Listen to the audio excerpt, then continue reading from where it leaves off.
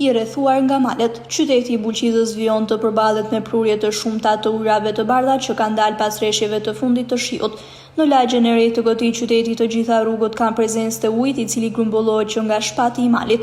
Në mungesë të kanaleve pritëse mbi lagje, ato shpërndahen në rrugët e tij dhe bloqe banimi duke krijuar jo pak probleme për lëvizjen e qytetarëve.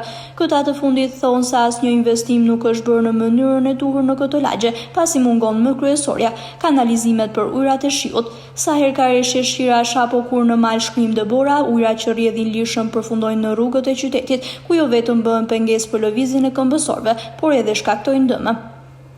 Problem është për çfarë I bëjnë. Se nuk ka kanale këtu. Nuk ka çfarë bëjnë. Këtu jo, këtu s'ka kanale këtu. Nuk ka pas kanale këtu. Ose atje poshtë, po. Atje poshtë. Edhe shiko ato ndërtesat që janë vonë fush. Unë ku bëjë shtëpi me gjeologjik atë.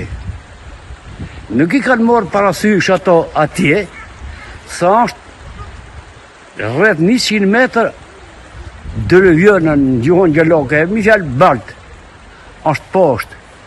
Edhe janë vonë gabimisht. Nuk duhet kishin vazhdu atje pa I fut kollorat thella me sanda. Nuk duhet veshin. Po, janë rrezik ato. Ka që janë ujtë për zens. Edhe dihet që nesër me fillu prapë se ujtë ala nuk ka hik. Kanali po, se ujtë, ki kanal si shko kështu, ujtë, në kohët e hershme, ka pas shku poshtë ka klosi. Po shemit e ka mushë dhe ka thonë ma ngushtin një ka thonë te. A ne për ta poshtë, te.